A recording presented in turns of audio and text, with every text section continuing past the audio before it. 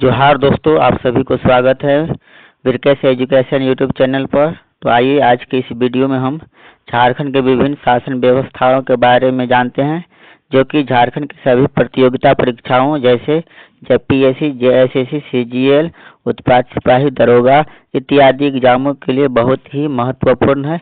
तो आइए आज का पहला प्रश्न देखते हैं। तो आज का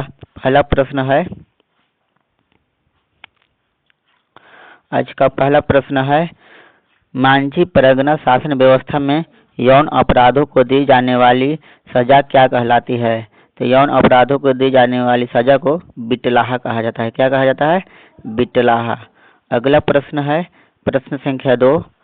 बिटलाहा के अंतर्गत दोषी को किस प्रकार की सजा सुनाई जाती है? तो बिटलाहा के अंतर्गत दोषी को गांव से बहिष्कृत कर दिया जाता है, यानी कि गांव से निकाल दिया जाता है। अगला प्रश्न है प्रश्न संख्या 3। मांझी परगना शासन व्यवस्था में सबसे हल्की सजा क्या है? तो सबसे हल्की सजा है करेला दंड। क्या है? करेला दंड। अगला प्रश्न है प्रश्न संख्या 4। मांझी परगना शासन व्यवस्था में गांव का धार्मिक प्रधान क्या कहलाता है? तो गांव का धार्मिक प्रधान नायके कहलाता है। क्या कहलाता है? नायके। किसमें? तो मांझी परगना शासन व्यवस्था में। अगला प्रश्न है प्रश्न संख्या 5। हो जनजाति की पारंपरिक शासन व्यवस्था को किस नाम से जाना जाता है? तो हो जनजाति की पारंपरिक शासन व्यवस्था को जाना जाता है मुंडा मानकी शासन व्यवस्था के नाम से। किसके नाम से? मुंडा मानकी शासन व्यवस्था के नाम से जाना जाता है। अगला प्रश्न है प्रश्न संख्या 6। मुंडा मानकी शासन व्यवस्था में गांव के प्रधान मुंडा का सहयोगी कौन होता है? तो गांव के प्रधान मुंडा का सहयोगी होता है डाकुआ। कौन होता है? डाकुआ। किसमें? तो मुंडा मानकी शासन व्यवस्था में। अगला प्रश्न है प्रश्न संख्या 7। किस शासन व्यवस्था को भारत की प्रथम गणतांत्रिक व्यवस्था के रूप में जाना जाता है? तो भारत की प्रथम गणतांत्रिक व्यवस्था के रूप में मुंडा मानकी शासन व्यवस्था को जाना जाता है। अगला प्रश्न है प्रश्न संख्या 8। मुंडा मानकी शासन व्यवस्था में गांव का धार्मिक प्रधान क्या कहलाता है? तो गांव का धार्मिक प्रधान कहलाता है डिवरी। गांव का धार्मिक प्रधान क्या कहलाता है? डिवरी। अगला प्रश्न है प्रश्न संख्या 9। ढोकलो सोहर शासन व्यवस्था का संबंध किस जनजाति समुदाय से है? तो वह है खाड़िया जनजाति समुदाय से संबंध। किसको? तो ढोकलो सोहर शासन व्यवस्था का। अगला प्रश्न है प्रश्न संख्या 10। ढोकलो का शाब्दिक अर्थ क्या होता है? ढोकलो का शाब्दिक अर्थ होता है बैठक। क्या होता है? बैठक। अगला प्रश्न है प्रश्न संख्या 11। खरिया समाज द्वारा अखिल भारतीय महासभा का गठन कब किया गया? खरिया समाज द्वारा अखिल भारतीय महासभा का गठन कब किया गया? तो यह गठन किया गया था 1934-35 में। अगला प्रश्न है प्रश्न संख्या 12। पहाड़ी खरिया गांव के प्रधान को क्या कहा जाता है? तो पहाड़ी खरिया गांव के प्रधान को डंडिया कहा जाता है। क्या कहा जाता है? डंडिया। अगला प्रश्न है प्रश्न संख्या 13।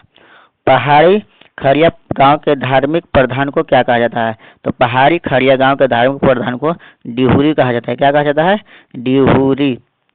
अगला प्रश्न है प्रश्न संख्या 14। जिसने जंगल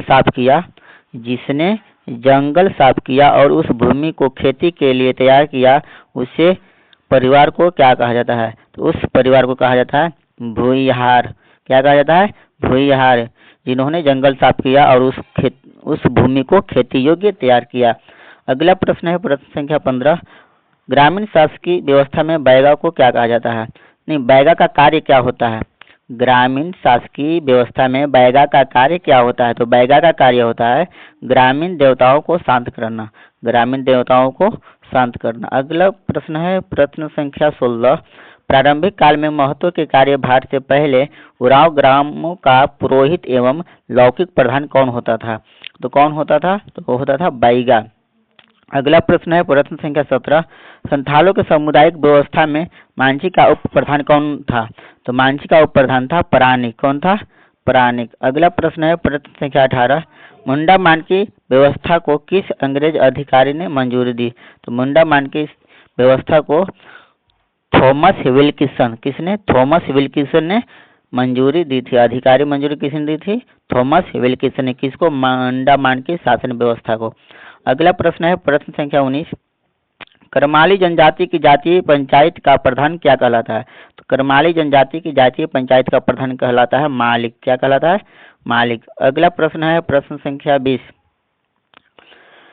परहिया जनजाति की जाति पंचायत को किस नाम से जाना जाता है? तो परहिया जनजाति की जाति पंचायत को भैयारी या जाति गोठ के नाम से जाना जाता है। भैयारी एवं जाति गोठ के नाम से जाना जाता है परहिया जनजाति की जाति पंचायत को। अगला प्रश्न है प्रश्न संख्या 21। कोरवा जनजाति में भात भीतर प्रथा क्या थी? कोरवा जनजाति में भात भीतर प्रथा क्या थी? तो कोरवा जनजाति में भात भीतर प्रथा थी समाज से निष्कासित किसी सदस्य को पुनः समाज में शामिल करना। समाज से निष्कासित किसी सदस्य को पुनः समाज में शामिल करने के लिए भात भीतर प्रथा प्रचलित थी। अगला प्रश्न है प्रश्न संख्या 22। प्रश्न संख्या बिरोहर जनजाति के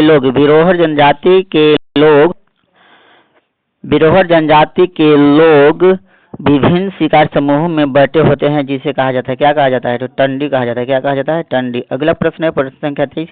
बिरोहर जनजाति के सर्वोच्च संगठन क्या है? तो बिरोहर जनजाति के सर्वोच्च संगठन है टंडा। क्या है? टंडा। अगला प्रश्न है प्रश्न संख्या 24। मांडी तथा गड्डी नामक पद किस जनजाति के शासन व्यवस्था में पाई जाती है? तो यह पाई जाती है बिछिया जनजाति। कौन जाति? बिछिया जनजाति। अगला प्रश्न है प्रश्न संख्या 25। किस जनजाति की संगठित शासन व्यवस्था नहीं है? किस जनजाति की संगठित शासन व्यवस्था नहीं है? तो वह है लोहार जनजाति की संगठित शासन व्यवस्था नहीं है। तो आज का यह 25 प्रश्न का समूह आप लोग को कैसा लगा कमेंट में अवश्य बताएं। नए प्रश्नों के साथ नए वीडियो में मिलते हैं, तब तक के लिए धन्यवाद। जय हिंद।